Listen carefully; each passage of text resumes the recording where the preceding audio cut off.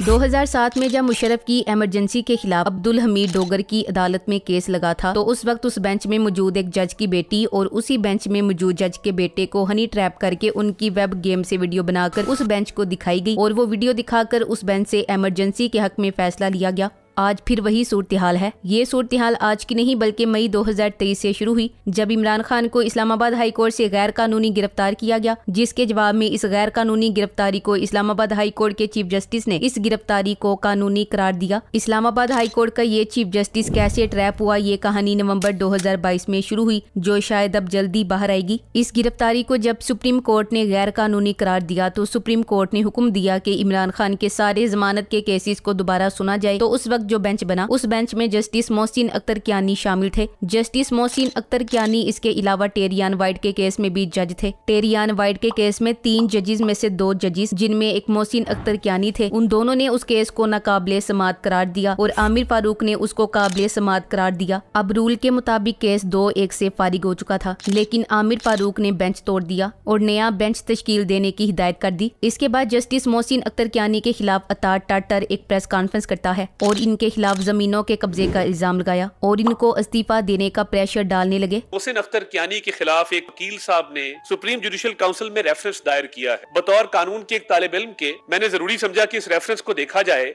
कि इस रेफरेंस में क्या क्या दर्ज है। आप हैरान होंगे कि इस्लामाबाद हाई कोर्ट में बैठे हुए जितनी करप्शन मौसूफ के जिम्मे है मेरे वहमो गुमान में भी नहीं। यही वो जज हैं जिनके बहनोई को अगवा किया गया और उनसे वीडियो रिकॉर्ड करवाई गई, जिसकी बुनियाद पर अतार टाटर ने प्रेस कॉन्फ्रेंस करके मोहसिन अख्तर कियानी पर इल्जामात लगाए। अब आपको जस्टिस एजाजुल एहसन के इस्तीफे की समझ आई होगी और जस्टिस मुजाहिर नकवी के इस्तीफे की भी समझ आई होगी, जिनके खिलाफ सेम वही इल्जामात थे जो मोहसिन अख्तर कियानी के खिलाफ लगाए थे। फिर जजिस के घरों में खुफिया कैमरे लगाए गए और उनसे वीडियो रिकॉर्ड करके सारे जजिस को दिखाई गई और उनको इमरान खान के खिलाफ फैसले देने के लिए ब्लैकमेल किया गया। सारी कौम अब काजी फाइज ईसा की तरफ देख रही है, जबकि काजी फाइज ईसा उनकी तरफ देख रहा है जिनके कब्जे में इनके फ्लैट हैं। काजी फाइज ईसा से किसी किस्म की भी उम्मीद बकवास है, क्योंकि जो चीज इन हाई कोर्ट के जजिस ने काजी फाइज ईसा को बतानी है उसी चीज का निशाना काजी ने अपनी अदालत में जस्टिस मुजाहिर नकवी को बनाया है। लेकिन सवाल ये पैदा होता है कि क्या अब कुछ नहीं होगा? होगा, बहुत कुछ होगा, क्योंकि ये सब पहली दफा हुआ है। 8 फरवरी 2024 बारिश का पहला कतरा था जिसके लिए हमारे अजीम लीडर इमरान खान ने जद्दोजहद की और आज इस बारिश में गरज चमक का इजाफा है। अब बादल बरसने को है और ये बादल अब गरज कर बरसेगा। पाकिस्तान को इन इदारों ने बनाना रिपब्लिक बना डाला है। ये कैंसर बनकर पूरे सिस्टम में फैल चुके हैं और हर महकमे पर जोंक बनकर चिमट चुके हैं। इनकी दस्तरस से मुल्क की आला तरीन अदलिया के जजिस भी महफूज नहीं, आम आदमी तो फिर किसी कतार में शुमार ही नहीं है। हमारे मुल्क के इदारे जिनका काम हमें तहफुज देना है, क्या उनका अब ये काम है कि वो लोगों को नंगा करें, उनकी वीडियोस बनाएं, लोगों के बेडरूम्स में कैमरे लगाएं? इन इदारों के करतूत देखें, वो बजाय पाकिस्तानियों की हिफाजत करने के इनकी घरेलू और अज़दवाजी वीडियो बनाकर इनको ब्लैकमेल कर रहे हैं। कायदे आज़म की रूह भी तड़प रही होगी कि जिन पर भरोसा था कि वो वतने पाकिस्तान की हिफाजत करेंगे, उल्टा वही पाकिस्तानियों को टॉर्चर कर रहे हैं। अफसोस, ये राज अब कोई राज ना रहा, सब अहले बसीरत जान गए। हर शाख पे उल्लू बैठा है, अंजाम गुलिस्तान क्या होगा? इस्लामाबाद हाई कोर्ट में मौजूद 8 में से 6 जजिस ने सुप्रीम जुडिशल काउंसिल को खत लिख दिया कि इनके कामों में मुदाखलत की जा रही है। 8 में से 6, ये तो बहुत जबरदस्त हो गया। बेशक हक की फतह है, ये हक आ गया, बातिल मिट गया। बेशक बातिल मिटने के लिए ही है। इस्लामाबाद हाई कोर्ट के जजिस का खत आज सबके सामने है, जिसमें लिखा गया है, पिछले साल गर्मियों में एक जज के ड्राइंग रूम और बेडरूम से खुफिया कैमरा मिला।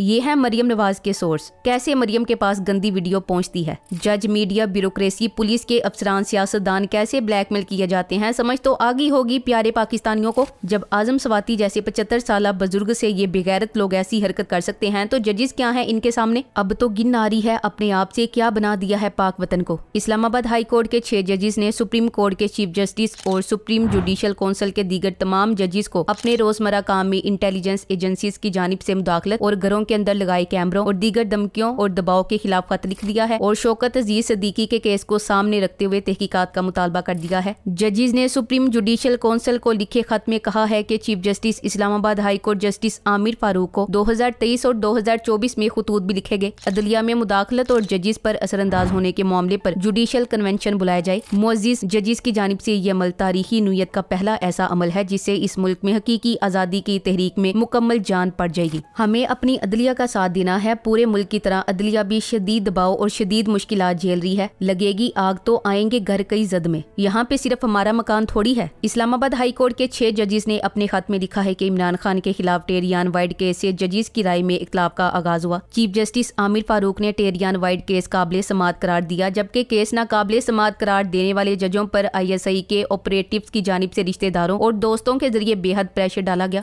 ये मामला chief justice Islamabad high court और फिर उस वक्त के चीफ जस्टिस पाकिस्तान के सामने रखा गया तो चीफ जस्टिस पाकिस्तान ने कहा कि इन्होंने आगे बात कर ली है, आइंदा ऐसा नहीं होगा। लेकिन फिर भी ये सिलसिला रुक नहीं सका। मगर जिस चीफ जस्टिस फ्रॉड काजी ईसा नोटंकी को खत लिखा गया है वो खुद नवाज चोर और एजेंसी का चेला है, इसलिए जवाब होम्योपैथी की आने के चांस है। सुप्रीम कोर्ट में बैठा खप्ती कहेगा कि वो वीडियोस खुद चलकर यहाँ क्यों नहीं आई। लगता है काजी साहब इस वक्त भुट्टो के साथ मसरूफ हैं। इन बेचारों की बारी अगले 50 साल में आएगी। इस्लामाबाद हाई कोर्ट के जजेस की जानिब से अदालती मामले में मुदाखलत के खिलाफ चार्जशीट सुप्रीम जुडिशल काउंसिल को भिजवा दी गई। अब देखना ये है कि काजी और इसके हमनवा जजेस इस मामले में उसी तरह फुर्ती दिखाते हैं जिस तरह इन्होंने जस्टिस मज़ाहर नकवी वाले मामले में दिखाई थी या नहीं। वैसे चीफ जस्टिस फ्रॉड ईसा तो खुद इस सारे अमल में शरीक है। वही असल मोहरा है। जितने गैर कानूनी काम हुए हैं उनको करने वाला चीफ जस्टिस है। इसके होते हुए बेहतर होने की कोई उम्मीद तो नहीं है। अगर बात आपके पल्ले पड़ गई तो समझ आ जाएगा कि इमरान खान अब तक जेल में क्यों है, जबकि हमारे हर इदारे में बैठे 80% से ज्यादा लोग इमरान खान के हामी भी हैं। सवाल ये उठता है कि इमरान खान या तहरीक इंसाफ के खिलाफ तमाम केसेस की अब तक की प्रोसीडिंग्स को कैसे दिखाया जाए। जजिस के खत के बाद उन केसेस की क्या हैसियत है वो पहले दिन से सबके सामने अयां है। लेकिन यहाँ देखना ये है कि जो इस सब के करता धरता है वो अब भी होश के नाखून लेंगे या अपनी जिद और अना को बरकरार रखेंगे। इस्लामाबाद हाई कोर्ट के वो 6 जजेस जिन्होंने मुदाखलत पर सुप्रीम जुडिशल काउंसिल को खत लिखा, आप सबको सलाम है। उम्मीद है ये बहादुर जजेस आखिर तक लड़ेंगे और इस्तीफे नहीं देंगे। कौम आपके साथ है। अब वकला का काम है तहरीक चलाएं, जजेस के साथ चट्टान की तरह खड़े हो जाएं। लोहा गर्म है, चोट मारने का वक्त है। तहरीक इंसाफ की क़यादत को भी चाहिए कि फौरी तौर पर प्रेस कॉन्फ्रेंस बुलाकर और इन जजेस के खत को सामने रखकर पूरी दुनिया को बताएं कि किस तरह जजेस पर दबाव डालकर इमरान खान को अंदर रखा हुआ है, किस तरह इनके और पार्टी के खिलाफ फैसले किए गए, किस तरह कुछ जजेस सहूलतकार बने और ब्लैकमेल किए गए। इसमें अवाम का किरदार भी बहुत अहम है। अगर अवाम जरा जोर लगा के खान के एहतजाज की कॉल पर बाहर निकल आए तो कंपनी पर प्रेशर पड़ेगा और जब अदलिया पीछे ना हुई तो ये लोग पीछे हटना शुरू कर देंगे और हो सकता है उसी रात खान को रिहा कर दें। अवाम की खुफिया इदारों से गुजारिश है कि मेहरबानी करें, मुदाखलत खत्म करें, जजिस को अपना काम करने दें। जो आपको अच्छे लगते हैं वो पाक साफ, जो आपको बुरे लगते हैं उनको रगड़ा दो। पाकिस्तान को तबाह मत करो। इमरान खान का पैगाम है कि डटे रहिए। हमने मैंडेट की वापसी के लिए मुकम्मल जदोजहद करनी है। आने वाले दिनों में सूबाई असम्बली पंजाब और खैबर पख्तूनख्वा की सीटों पर इलेक्शंस हैं। कौमी असम्बली की नशिस्तों पर भी इंतखाबात है। इसके लिए भरपूर तैयारी करनी है। अब वक्त आ गया है सब इस मर्द मोमिन के साथ खड़े हो जाओ और इन हराम खोरों को लगाम दो।